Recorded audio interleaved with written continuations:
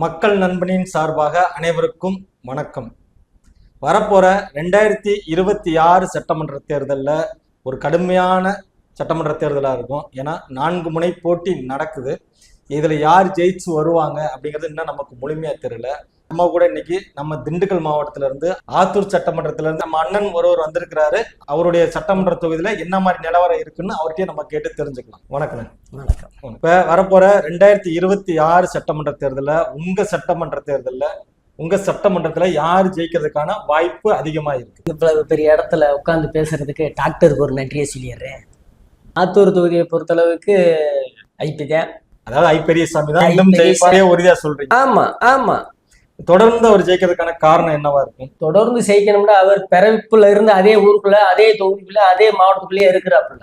ஒரு அதே ஊர்ல அதே மாவட்டத்துல இருக்கிறாரு. ஆனா அவர் அந்த சட்டமன்றத்துக்கு உட்பட்டவர் கிடையாது. அவர் வந்து நிலக்கோட்டை சட்டமன்றத்துக்கு உட்பட்டவர்.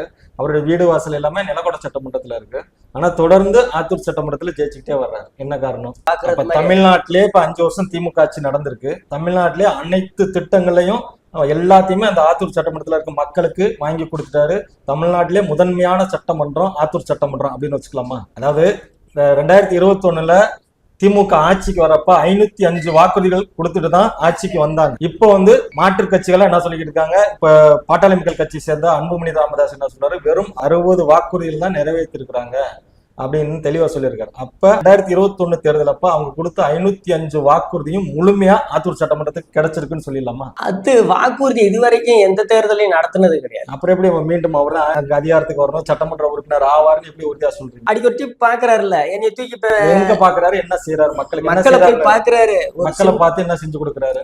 இப்ப எனக்கே ஒரு சூழ்நிலை சரியில்லை, எனக்கு கொஞ்சம் காசு தேவைப்படுது சார், நான் வேற கட்சியில இருக்கிறேன், என் சூழ்நிலை சரியில்லை, எனக்கு ஒரு உதவி செய்யுங்க அப்படின்னு போனா உறுதியா செய்வாப்ல.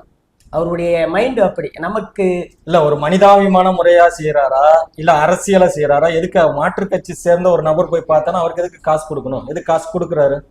அப்ப அவருடைய ஆதாயத்துக்காக கொடுக்குறாரு. அதுதான் அவருடைய சட்டமன்ற உறுப்பினரோட வேலைன்னு நீங்க நினைக்கிறீங்களா? அப்படி இல்ல. சட்டமன்ற உறுப்பினரோட பணி என்னவா இருக்கும்? பணி எல்லாத்துக்கும் நல்லது செய்யணும், மக்கள் குறையில தீர்க்கணும். அதுதான் அவங்கள சார்ந்த ஒரு அரசு ஆட்சியில இருக்கு. அந்த அரசிட்ட கேட்டு மக்களுக்கு எல்லாத்துக்கும் அவர் முடிஞ்ச இதை செஞ்சு கொடுக்கணும். தானே ஆக்கி வச்சிருக்கிறாரு. ஒரு அரசு ஒரு சட்டமன்ற உறுப்பினர் என்ன செய்யணும்? அரசு ரீதியான அடிமை கிடையாது. அரசு என்ன செய்யணுமோ அதைத்தான் செய்யணும். ஒரு சட்டமன்ற உறுப்பினரா ஒரு கல்லூரி கொண்டு வந்திருக்கிறாரா, ஒரு மருத்துவமனை கொண்டு வந்திருக்காரு, அதை தான் பார்க்கணும். அப்படி அடித்தட்டு மக்களுடைய வாழ்வாதாரத்துல கை வச்சு அவங்களோட அடி வயிற்றுல அடிச்சுட்டு தான் அந்த பணத்தை பூரா இது இல்லாதவன்ட்ட புடுங்கி தேவைப்படுறவன்ட்ட கொடுக்குறாங்க. அதுதான் ஒரு சட்டமன்ற உறுப்பினர் வேலையா. வணக்கம்.